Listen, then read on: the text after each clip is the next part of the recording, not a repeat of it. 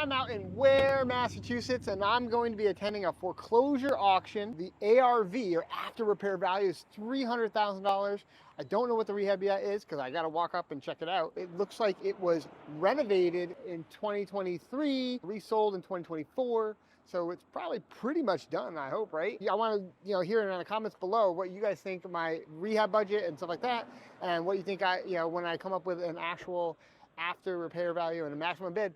What's up? I think so. It'd be safer, my friend. The auctioneer's here. I'm telling him not to park over there. That's not safe. Well, first things first, obviously this is a very, very busy street. So that's going to detract value in general. But we already came up with our ARV on that one. My guess is, that the rehab should be fairly small. This one would hopefully be after if it's occupied, we'll get someone out and we'll be able to get right back in the market. But as always, guys, we are two guys take on real estate. If you have any questions on foreclosure auctions, we like to teach you from our mistakes. So ask them away and we'll get to it. Here we got, right now, you can see the outside of the property. We got some oil pipes here. So it's probably oil heating system. So it is an older siding. This is like aluminum. But they did paint it. Looks like they did some coiling around the windows. Looks like most of the windows are vinyl replacements that I've seen so far. It's got solar panels. So the big question with solar panels, are they leased or are they owned? Often you can get a lot of that information from the registry of deeds. The roof looks decent. 30-year, maybe 50-year architectural shingles. Just so close to the main road. I mean, literally, you're walking out the door and bam. Sun run. So most likely these are leased panels. So we got the basement here. Yeah, the siding looks kind of crappy, honestly. Look at a lot of it. They should have actually replaced the siding, but they went the cheap route and just kind of quickly sided right, or just painted over it. So it looks like the property line ends right before that kind of drop off. There's probably a retaining wall or something. That roof does not look like that was done. It just, the older drip edge and the edge there. They did a lot of solar panels. Generally, you don't see them on both sides. Must get a lot of good sun there. The deck here in the back definitely needs to be repainted. Someone's motorcycle, I believe it's occupied. Does appear that that's a good chance of that. Got a little shed back here. We were just chatting with the auctioneer, Frank, who's awesome.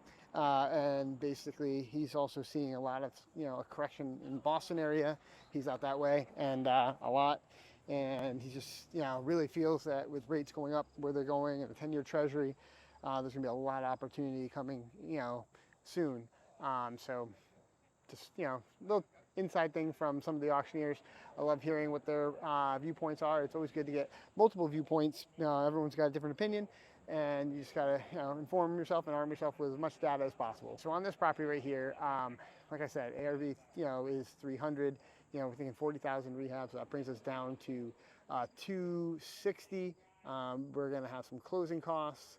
So you're gonna take a little 3 out of that. So now you're at 257.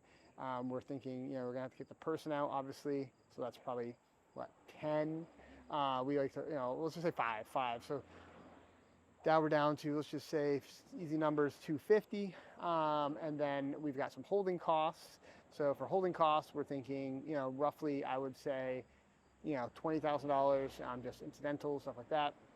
So you're looking at now basically 230. So, and then you obviously want to look to make some money. So we put a profit margin in. So with a profit margin, we're looking at, and by the way, there are no municipal liens owed on this one. We did check that as well.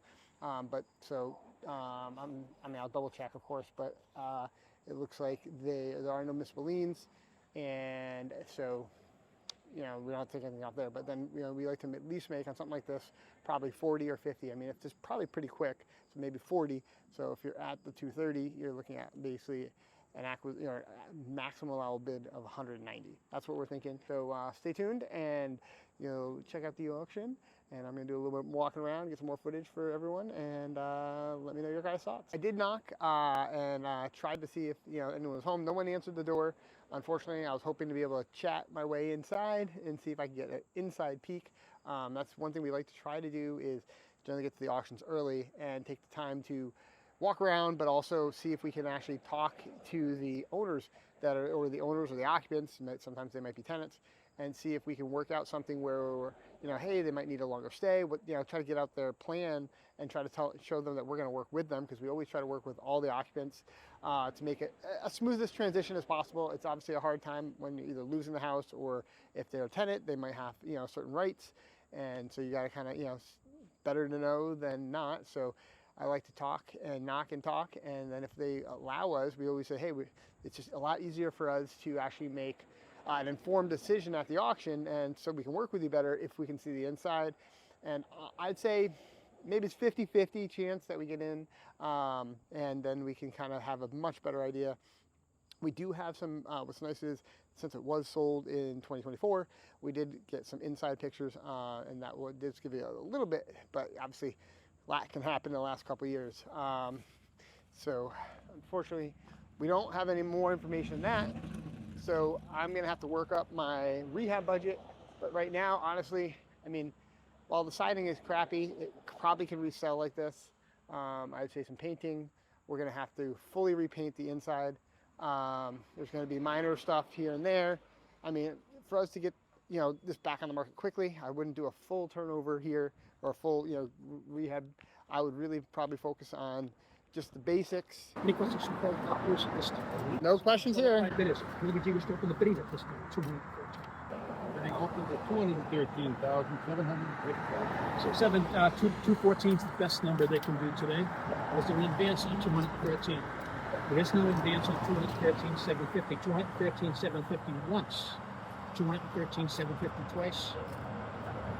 You look like he's thinking. No. Yeah, I can give him some room. No. We're good. Boom, back to the mortgagee, 213,750. What would your number be, Matt? 190. 191. F you. You're an ass. You know what? But I'm going to forward them now. So I'm going to forward those. I'm going to start doing that. Okay. You know, the opportunity is coming. So. All right. Thanks, Frank. As always. Appreciate it. Well, back to the bank. What's up? Definitely a soft spot here because they took 15 nails to find it.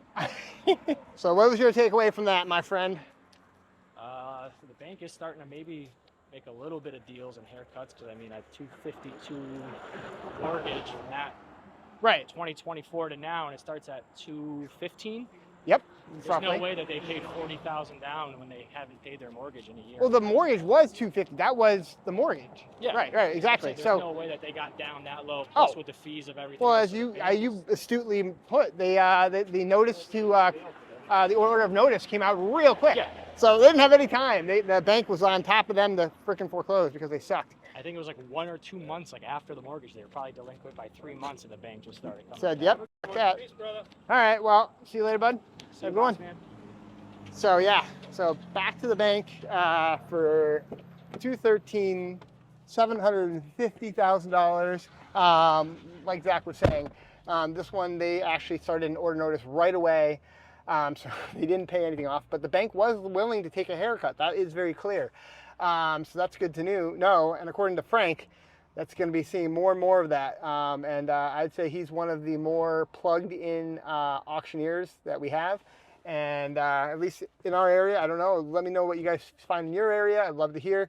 And as always, guys, appreciate you coming on our channel, and make sure you subscribe if you haven't, and check out our book, Foreclosures Unlocked, on Amazon. Thanks a lot.